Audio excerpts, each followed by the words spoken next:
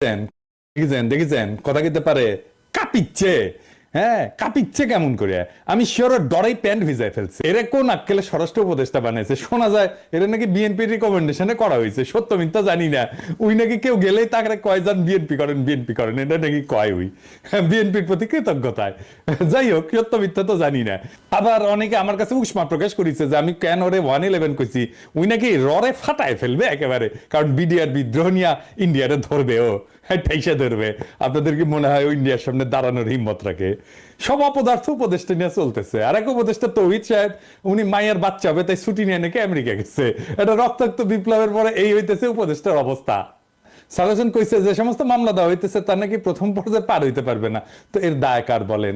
আপনারাই বলেন, স্বরাষ্ট্র আর আইন উপদেষ্টার তো নাকি? যাই হোক, আসিফ নজরুল্লাহ এটা ব্যাখ্যা দিছে, কিন্তু এটা নিয়ে পরে আলাপ করবো। আজকে অন্য বিশাল প্রচুর আলাপ আছে, সেই জন্য আজকে এটা ধরিচ্ছি না। তো যে অভিযোগে মামলাগুলো দেওয়া হয়েছে তার বেশিরভাগ ক্ষেত্রে তো হাস্যকর। যেভাবে গ্রেপ্তার হচ্ছে অতি নাটকীয়, আর যেভাবে আদালতে তোলা হচ্ছে তার দায়িত্ব জ্ঞানহীন। আপনি যদি কোনো একজনকে অভিযুক্ত করে আদালতেই তোলেন, তারে মাইরা বিসি ফাটায় তো দিতে পারেন না, তাই না? আপনি শুরু করলেন ডিম মারা দিয়া, এটা মানা যায়। কিন্তু এখন আপনি এমন মাইর দিলেন যে বিসি ফাইটে যাবে। মাহমুদুর রহমানের উপরে কুষ্টিয়া আদালত প্রাঙ্গণে হামলা আর কালামানিকের বিসি ফাটায় দেওয়া কোনভাবে আলাদা? আসিফ নজরুল কইছে দুটো নাকি আলাদা। আলাদা না, দুটো একই জিনিস। অগ্রজ সাংবাদিক মাহমুদুর রহমান সাহেব, উনাকে আদালতে কি নির্মম ভাবে রক্তাক্ত করা হয়েছিল, তখন আপনারা সবাই কি প্রশংসা করেছিলেন? আপনাদের টিভিতে কি এই নিউজটা দেখাতে পেরেছিলেন? বিএনপির আইনজীবীরা এই কাজ করতেছেন কলে, এটা সবাই কইতেছে। নিজের বিবেককে প্রশ্ন করেন, কাজটা ঠিক করতেছেন কিনা। মানিকের বিসি ফাটাইলে পাবলিকে খুশি হবে। আমার তো মনে হচ্ছে যে পাবলিক খুশি করার মিশনে নামিছেন উপদেষ্টারা। একজন গ্রেপ্তারকৃত অভিযুক্তকে যদি নিরাপত্তা দিতে না পারেন, তাহলে ক্যান্টনমেন্টের মধ্যে আদালত বসান। ক্যান্টনমেন্ট ছাড়া তো এখন আপনাদের কোনো গতি নাই। কিছু হইলে ক্যান্টনমেন্ট, কিছু হইলে আর্মি, তো যান ক্যান্টনমেন্টের মধ্যে যে আদালত বসান, ওইখানে নিরাপত্তা দিতে পারবেন। তো মানিকের উপরে হামলার জবাব কিন্তু প্রফেসর ইউনূসকেই দিতে হবে, আজ হোক কাল হোক, এক সময় দিতে হবে। বিএনপির আইনজীবীদের কেউ এই প্রশ্ন করবে না। প্রফেসর ইউনূসকে এমন একটা বিব্রতকর প্রশ্নের মুখে ঠেলে দেওয়া কার স্বার্থে, কার উপকার করবে? মনে রাখেন, উনি যে আছেন এই জন্য ওয়েস্টকে আমাদের ব্যাপারে হোস্টাইল করতে পারতেছে না ইন্ডিয়া। উনারা আজাইরা বিব্রতকর পরিস্থিতিতে ফেলেন না, উনারা বিব্রতকর পরিস্থিতিতে ফেলবে ইন্ডিয়ান লেসপেন্সারেরা। আপনি যদি ইন্ডিয়ান লেসপেন্সারদের জন্য দেওয়া প্রভুপাদ উপাধি পাইতে চান, সেটা অবশ্য আলাদা কথা। তো প্রফেসর ইউনূসের ডিপেন্ড করলাম, এবার ওনারা এটা ধরি না, কি কন? আর ধরি। স্যার, আপনি যে জাউরার লগে দেখা করছেন, এই যে ইন্ডিয়ান হাই কমিশনার, আমি খুব মাইন্ড করেছি। আপনার কেউ নিশ্চয়ই বলে যে পিনাকি হুদাই মুখ খারাপ করে। হ্যাঁ, দেখেছেন কি টাইটেল করেছে? দেখেছেন পত্রিকার নিউজে? দেখেছেন? হ্যাঁ, এই টাইটেল যদি সত্যি না হয় তাহলে আপনার দপ্তর থেকে প্রতিবাদ পাঠাবেন, আর যদি সত্য হয় তাহলে আপনাকে জবাব দিতে হবে কেন ইন্ডিয়ার কাছে আপনি সাহায্য চাইছেন। প্রণয় ভার্মার লগে আপনার দেখা করতে হবে কেন? সৌজন্য। হ্যাঁ, ওই যে কইছে সৌজন্য সাক্ষাৎ, তো ও সৌজন্য দেখাইছে আপনারে স্যার, কি কন? আপনার শপথ অনুষ্ঠানেও আসছিল, আসে নাই, ওই সৌজন্যটাটুকু দেখাই নাই। এই তো জাউরার সৌজন্য বোধ, তাই না? আপনি বলেন ছাত্ররা আপনার দায়িত্ব দিছে, তো ছাত্ররা কি ভারতের সাথে কুসুম কুসুম সম্পর্ক অনুমোদন করে? করে না তো। তবে এই ছাত্রদের সম্পর্কে কিছু বলা দরকার একজন অগ্রজ হিসাবে, আর এই এই লড়াইয়ের একজন স্টেক হোল্ডার হিসেবে। আর প্রফেসর ইউনূসকে কিছু ইনসাইড স্টোরি সম্পর্কে বলা দরকার, তাইলে ওনার বক্তব্যগুলো আশা করি আরো নিখুঁত হবে। এই বিপ্লবটা স্যার ছাত্ররা শুধু একা করে নাই। ছাত্ররা লড়াইয়ের স্পিয়ার হেড ছিল, মানে যারা রাজনীতির ভাষায় বলে ভ্যানগার্ড, মানে কমিউনিস্টরা কয় আর কি ভ্যানগার্ড। বর্ষার ফলার মতো আর কি। বর্ষার ফলা কিন্তু একা কিছু না, এটা অকার্যকর অস্ত্র বা সামান্য কার্যকর অস্ত্র।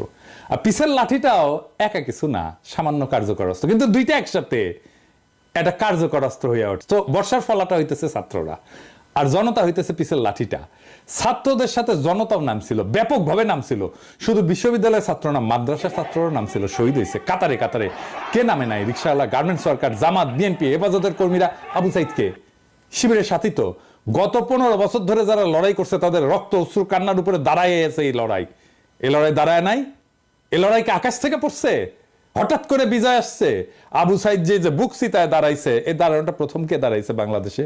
দেখেন তো এই ছবিটা, গার্ডিয়ানে ছাপা হয়েছিল, বিএনপি কর্মী। তারা এইভাবে অসংখ্যবার দাঁড়াইছে। মুক্তিযুদ্ধে যেভাবে আওয়ামী লীগ কুক্ষিগত করেছিল, জনতার বিজয়কে আওয়ামী বিজয় রিডিউস করছিল, সে একই কাজ কইরেন না। আওয়ামী ন্যারেটিভের পরাজয় তো দেখলেন, এবার আপনাদের এই ন্যারেটিভও কিন্তু পরাজিত হবে যদি এটারে ছাত্রদের লড়াই হিসাবে শুধুমাত্র প্রতীয়মান করেন। 5 তারিখে আর্মি গুলি চালায় নাই, চালাইতে পারতো। চালাইলে কি হইতো, প্ল্যান কি ছিল, প্রফেসর ইউনুসকে জিজ্ঞেস করেন। আমি ওনারে একটা কাজ করতে রিকোয়েস্ট করছিলাম, স্যার তো জানেন আপনি, যাতে আর্মির গুলি করা ঠেকানো যায়। উনি কাজটা করছিলেন, আপনাকে ধন্যবাদ। ওনার কাজটা সূত্র ধইরা আমার একজন বড় ভাই যিনি জাতিসংঘে কাজ করতেন, তিনি জাতিসংঘে কিছু গুরুত্বপূর্ণ ভূমিকা রাখছিলেন। জাতিসংঘের মহাসচিবের কাছে একটা ক্রুশিয়াল ভূমিকা ছিল। আমি প্রফেসর ইউনুসকে জানাইছিলাম যে এত কিছুর পরেও যদি আর্মি গুলি করে তাহলে প্ল্যান বি কি। আর্মির সাবেক জেনারেলরা আর্মি কনভয়ের সামনে দাঁড়াইতো। কারা কারা দাঁড়াইতো আমি আজকে নাম কইলাম না। হাসিনা যদি টিকা যাইতো তাহলে প্ল্যান সি ছিল। লড়াই এমন জায়গায় পৌঁছাইছিল যে আমরা সশস্ত্র লড়াই করলেও জিতে আসতে পারতাম, আর আমরা সেটা করতামও, আন্তর্জাতিক শক্তির সাহায্য নিয়ে করতাম, আগাইছিলামও, আর বেশি না কই। এইবার আমি একটা খুব খারাপ একটা সেন্সিটিভ প্রশ্ন করি, স্যার আপনারাও করি, ছাত্রদেরকেও করি, কিছু মনে করেন না প্রফেসর ইউনুস এবং ছাত্ররা। এই যে কয়েকশো পুলিশ মারা গেল, মাইরা যে টাঙ্গায় রাখা হলো, কে করছে? ছাত্ররা। আপনারা এটার ওনারশিপ নেবেন? নেবেন না তো। থানা আক্রমণ হইল একের পর এক, এমন কোন থানা নাই বাদ গেছে। পুলিশ যে আতঙ্কে পলাইলো, কে মাইরা টাঙ্গায় রাখছিল? কে? ছাত্র ভাই আপনারা রাখছিলেন? হ্যাঁ, কে করলো এটা নিশ্চয়ই বুঝতে পারতেছেন। এই বিপ্লবী সহিংসতা কোনো র্যান্ডম ঘটনা না, আর এইগুলো ছাত্ররা করেও নাই। কিন্তু এই বিপ্লবী সহিংসতার একটা ডিসাইসিভ রোল ছিল। হাসিনা না পড়লে পুলিশের পরে আমলাদের সিরিয়াল ছিল। হ্যাঁ, আমি জানি বাইচা গেছেন আপনারা। ওই যে সব সুন্দরী সব অপসরীরই একটা দুর্গন্ধযুক্ত গুজ্জদার থাকে, সেরকম এইরকম বিপ্লবের একটা বিপ্লবী সহিংসতা থাকে যেটা কেউ ওন করে না। কিন্তু ওই বিপ্লবী সহিংসতাটা দরকার। সেই জন্য আপনি বিপ্লবের পুরা গল্প কোনোদিন পাইবেন না, কারণ এই কথাটা কেউ বলবে না যে আমি এটা করেছি, কেউ বলবে না, কেউ স্বীকার করবে না, কিন্তু এটা হয়েছে। যাই হোক, তাই সবাইরা বাদ দিয়ে একটা গ্রুপকে মহিয়ান করে তোরা কৌশলকে বাদ দিতে অনুরোধ করি। তরুণ ছাত্র নেতা এবং উপদেষ্টা পরিষদের জন্য সামনে কিন্তু বিপদ আছে। বিপদটা কি আমি একটু বলি, খুইলা বলি। ছাত্ররা একটা শক্তি, সত্য, কিন্তু ছাত্র নেতারা ডিসপোজেবল। ডিসপোজেবল কথাটা শুনে আবার মাইন্ড করেন না। ছাত্র নেতাদের শক্তি অতি ক্ষণস্থায়ী। আমিও ছাত্র নেতা ছিলাম, আমিও ঠিক 90-এর অভ্যুত্থানের নেতা ছিলাম। হাজার হাজার ছাত্রকে ডাক দিলে এক কাতারে আনতাম। এখন ওই ছাত্রদের আনতে পারবো? পারবো না, কারণ তারাও ছাত্র নাই, আমিও নাই। ওদের সবার সংসার হয়েছে। রাজশাহী মেডিকেল কলেজে গেলে হ্যাঁ সাবেক ছাত্র পরে পরিচিতি পাইছে, পিনাকি ভট্টাচার্য হয়েছে, সেই জন্য হয়তো আসবে অনেকেই। কিন্তু আমি যদি আজকাল পিনাকি না হইতাম কেউ আসতো না। ছাত্র নেতার তার যে কনস্টিটিউয়েন্সি সেটাতে খুব অল্প সময় থাকে, খুবই অল্প সময় থাকে। ওই যে জায়মান অক্সিজেন বলে কথা আছে না, সামান্য সময় থাকে, ওই রকম জায়মান তার শক্তিটা। এই যে 90-এর অভ্যুত্থানের অগ্রপথিক ছাত্র নেতারা, এই যে দেখেছেন ওনারা কোথায়। এই যে বিচিত্র প্রচ্ছদ প্রতিবেদন হয়েছিল আমাদের সময়, বিচিত্র প্রচ্ছদ প্রতিবেদন হওয়া মানে বিশাল বিশাল ব্যাপার। বিচিত্র প্রচ্ছদ প্রতিবেদন হয়েছিল, ওনাদের ছবি দেয়া, ওনারা কোথায়? কোথাও নাই। অথচ উনাদের কথায় তখন দেশ চলতো। এরশাদের পতনের পরে বাংলাদেশের ছাত্র নেতাদের মধ্যে 4 খলিফার চাইতে বড় ছাত্র নেতা আসে নাই। ওনাদের গত 40 বছরে কোনো বেল ছিল রাজনীতিতে? ছিল না। এখন আজকার ছাত্র নেতারা ডাকলে হাজার হাজার ছাত্র আসে। ঠিক 5 বছর পরে ওই ছাত্র ইউনিভার্সিটি থেকে বেড়ে গেলে সেই একই বাগানে আসবে নতুন কুড়ি, শুধু সেই সেদিনের মালি থাকবে না। ছাত্র রাজনীতি কফি হাউসের সেই আড্ডা, বুঝছাও, এটা থাকে না। বারবার ছাত্রদের সামনে আইনা জনতাকে যে সামনের কাতার থেকে পিছে ঠেলে দেওয়া হইতেছে, তার সবচেয়ে বড় ভিকটিম হবে ছাত্ররাই, ছাত্র নেতারাই। তারা শক্তিহীন হইয়া পড়বে। রাজপথে ছাত্র জনতার বিপ্লবী ঐক্য হাসিনাকে পরাস্ত করছে। শুধু ছাত্ররা করে নাই। ক্ষমতা জিনিসটাকে আজকের ক্ষমতাবানদেরকে বুঝতে হবে খুব খেয়াল করে, কারণ এটা না বুঝলে আপনি ক্ষমতাকে ম্যানেজ করতে পারবেন না। কারণ ক্ষমতা খুব ডেঞ্জারাস জিনিস। আমি আপনাদেরকে বিপ্লবের একটা এক্সাম্পল দিয়ে দেখাই। ক্ষমতা ক্ষমতা কিভাবে বিপ্লবকে ধ্বংস করে দিতে পারে। রুশ বিপ্লব টেকেছিল? টেকে নাই। এত বড় সফল বিপ্লব টেকে নাই। কেন জানেন? কারণ লেনিন নিজে ক্ষমতাকে কিভাবে ডিল করবেন, জনতার সাথে কিভাবে পুনঃসম্পর্ক স্থাপন করবেন, জনতাকে দিয়ে কিভাবে বিপ্লবকে ওন করাবেন, সেটা বুঝতে পারে নাই লেনিনের মতো প্রখর রাজনৈতিক মেধার লোক। ক্ষমতা এসে বিপুলভাবে অজনপ্রিয় হয়েছেন লেনিন আর তার নিজের দল মাত্র কয়েক মাসের মধ্যে। এটার সাথে বাংলাদেশের অগস্ট বিপ্লবের মিলটা ধরাই দেব, মজা পেবেন। রাশিয়া বিপ্লব হইল, লেনিন ক্ষমতা নিলেন, তারপর একটা নির্বাচন দিলেন কয়েক মাসের মধ্যে এবং গোহারা হারলেন। বিরোধী দল পেল 40% ভোট আর সে পেল মাত্র 25% ভোট। তারপর পার্লামেন্টে রেড আর্মি পাঠায় ওদেরকে পার্লামেন্ট ছাড়া করলেন। এটা হচ্ছে লেনিনের কেরামতি। সফল বিপ্লব করলো যেই দল ক্ষমতায়, তারপরে গোহারা হলো। আর ওই হারার পরেই Soviet union one party state হয়ে ওঠে ধীরে ধীরে। দীর্ঘমেয়াদে শুধু বিপ্লব না, একটা প্রসপারাস নেশনকে পিছিয়ে দেওয়া হয় বহু বছর, আজকে পর্যন্ত মাথা তুলে দাঁড়াইতে পারেনি। আর একটা এক্সাম্পল দিই, শপথ নেওয়ার আগে মোস্ট প্রমিনেন্ট আর পপুলার ছাত্রনেতা কারা ছিল? আসিফ আর নাহিদ তো, তাই না? এখন মোস্ট প্রমিনেন্ট আর পপুলার ছাত্রনেতা কে? সার্জিস আর আতনাজ আব্দুল্লাহ। কেন বুঝলেন তো? কারণ ওটা ক্ষমতার বাইরে। ক্ষমতা জনগণের সাথে নেতার দূরত্ব তৈরি করে সব সময়। ক্ষমতাবানকে জনগণ পছন্দ করে না, ক্ষমতা জনগণকে দূরে সরায় দেয়।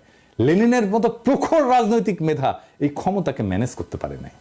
দুইটা দেশ পারছিল কিন্তু বিপ্লবের পরে ক্ষমতা আর জনতার মধ্যে মেলবন্ধন করতে, কিউবা আর ইরান। সেই জন্যই দুই দেশে এখনো বিপ্লব টিকে আছে। আর এই অরাজনৈতিক এনজিও দুর্বল বুইরাদের ক্যাবিনেট পারলে ভালো, কিন্তু প্রফেসর ইউনূস তো খমিনেও না লেনিনও না। এখনই প্রফেসর ইউনূসের সরকারকে অনেকে এনজিওগ্রাম সরকার বলে। ওই যে হার্টের এনজিওগ্রাম না, ওই এনজিও মানে নন গভর্নমেন্ট অর্গানাইজেশন, আর গ্রামীণের গ্রাম মিলে এনজিওগ্রাম সরকার। হ্যাঁ বুঝছেন স্যার, আপনার সরকারকে এনজিওগ্রাম সরকার বলে। বুড়াদের লাগে এনজিওগ্রাম। এটা নতুন তরুণ বাংলাদেশ করতে পারবে না। আপনার ক্যাবিনেটে 2 জন তরুণ ছাত্রকে নিয়েছেন, আমি প্রথম দিন এটা অ্যাপ্রিসিয়েট করছি, বলছি যে এটা ভালো কাজ হয়েছে। আপনি সবাই নেন তরুণ, সবাই সব উপদেষ্টারা তরুণ নেন, এই যে ছাত্রদের নেন, কোনো অসুবিধা নাই তো, আমরা সাপোর্ট করব। ওরা খুব ভালো পারবে চালাইতে। এর আগে ব্রিগেডিয়ার স্বাগত কইছিলেন না আওয়ামী লীগকে দল গুছাইতে। আজকে আসিফ নজরুল পিছে মুজিবের ছবি নিয়ে কইলেন আওয়ামী লীগ ঐতিহ্যবাহী দল, তার সংগঠন করার অধিকার আছে। ব্যক্তিগতভাবে আমি মনে করি কোনো রাজনৈতিক দলকে নিষিদ্ধ করার পক্ষে আমি না। আওয়ামী লীগ বাংলাদেশের স্বাধীনতা সংগ্রামে নেতৃত্ব প্রদানকারী দল। বিভিন্ন গণতান্ত্রিক সংগ্রামে এই দলটার অবদান ছিল। গত 15 বছর তারা যা করেছে সেটা তাদের ঐতিহ্যের সাথে যায় না। মানে বুঝছেন তো, এই এনজিওগ্রাম সরকারের কাম হইতেছে আওয়ামী লীগকে সাফসুতরা কইরা আবার মানুষের সামনে পরিবেশন করা। আসিফ নজরুলকে জিজ্ঞেস করেন, জার্মানিতে হিটলারের দল কি রাজনীতি করতে পারে? আওয়ামী লীগ কি ফ্যাসিস্ট দল না? আসিফ নজরুলকে জবাব দিতে হবে যে হ্যাঁ বা না বলতে হবে। জয়তে বললে চলবে না, যদি কিন্তু ইত্যাদি ইত্যাদি বললে চলবে না। কোন অথরিটিতে আসিফ নজরুল বলে যে আওয়ামী লীগের রাজনীতি করার অধিকার আছে? শেখ মুজিবের ছবি ভাস্কর্য যেই জনতা ভাঙ্গে ফেলা বিপ্লবের বিজয় ঘোষণা করেছিল, সেই নিন্দিত স্বৈরাচার ফ্যাসিস্ট হাসিনার পলিটিক্যাল আইকন মুজিবের ছবি পিছনে লাগায় যে উপদেষ্টাগিরি করতেছেন, এইটা কি জনগণের অনুমোদন নিয়ে লাগাইছেন পিছে? জনগণ তো এটা ভাঙছে, আপনি পিছে লাগায় রাখছেন কেন, টেঙে রাখছেন কেন? আর একটা বিষয় একটু আলাপ করে নিই, আমাদের মিডিয়ার কিছু রেসপন্সিবিলিটি নিয়ে।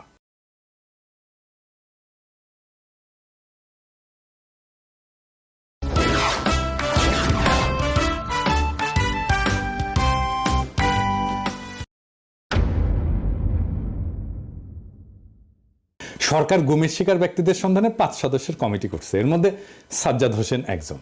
তো মানবাধিকার কর্মী।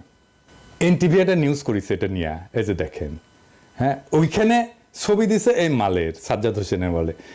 এই ছবিটা হইতেছে সুয়েটের প্রাক্তন ছাত্রলীগের প্রাক্তন সাধারণ সম্পাদক, গত 15 বছরের স্বৈরাচারের সুবিধাভোগী। তো আপনি সাজ্জাদ হোসেনকে চিনেন না? সে একজন মানবাধিকার কর্মী, আমাদের কলিগ তো, আমাদের সহকর্মী তো, তার সাথে কাজ করেছি তো। আপনি সে একজনের জায়গায় আর একজনের ছবি দিয়ে দিবেন আর হাউকাও লেগে যাবে বিভিন্ন জায়গায়। আমার কাছে কতজন পাঠাইছে, এই যে দেখেন এই লোক গুমের হয়েছে। আরে না রে ভাই, এই লোক তো হয় নাই। হুদাই আপনি কি সাংবাদিক নিয়ে রাখছেন এনটিভিতে এই সমস্ত আউল ফাউল? এডিটর সাহেব দেখান তো এনটিভির নিউজটা দেখান, আর ছবিটা দেখান, আর ওই দেখায় দেন যে ওটা কার সাথে মিল আছে, কার ছবি ব্যবহার করেছে দেখায় দেন। এই কাজ করেন না। যাই হোক, আর এটা ইস্যু নিয়ে প্রফেসর ইউনূসের আমি নজর কামনা করছি। আসেন এটা আলাপ করি। হাজার হাজার আহত জনতা ছাত্র কাতরাইতেছেন। আপনি বলছিলেন না এদের চিকিৎসা ব্যবস্থা করবেন না, তালিকা করতে পারলেন না আহত নিহতদের। আপনার উপদেষ্টাদের তো জানাই নাই কেমনে দেশ চলে, কিভাবে দেশটা ফাংশন করে, কয় হাজার আহত, 10,000 20,000, তালিকা করতে পারেন না এতদিনে। একটা হসপিটালে তো গেছে সে, তাই না? যে কোনো হসপিটালে যে কোনো আহত রোগীর একটা আলাদা ডেটাবেস থাকে, ওটা পুলিশ কেস বলে, ওটা লাল সিল দেওয়া থাকে, ইনকা করে ঠাকাস করে মেরা দেয়। তো এই পুলিশ কেসগুলোর তথ্য নিয়ে রোড ট্রাফিক অ্যাক্সিডেন্ট, সাপে কাটা আর বিষ খাওয়া, এই 3 ধরনের রোগী যদি বাদ দেন 18 জুলাই থেকে 5 আগস্টের, তাহলে আহতদের পূর্ণাঙ্গ তালিকা পেয়ে যাবেন। ওখানে ঠিকানাও থাকে, ফোন নাম্বারও থাকে। 1 সপ্তাহের কাজ। আর একটু ভ্যালিডেট করে 1 সপ্তাহ, ম্যাক্সিমাম 1 সপ্তাহের কাজ। দেশ কেমনে চলে এটা জানেই না, এইগুলারে আপনি উপদেশটা বানাইছেন। তো বানাইছেন, বানান ছাত্রদের বানাইতেন, সবগুলোই ছাত্র নিতেন, খুব ভালো কাজ করবে। আমি প্রথমে 2 জন ছাত্র বানাইছিলেন উপদেশটা, আমি কইছিলাম এটা ভালো কাজ করেছেন, আর সবগুলোরে নিতেন ছাত্র, কোনো সমস্যা ছিল না। তো যাই হোক, এই আলাপে শুধু ছাত্র না, ছাত্র জনতার এই বিপ্লবের অংশগ্রহণ নিয়ে কথা বলছি।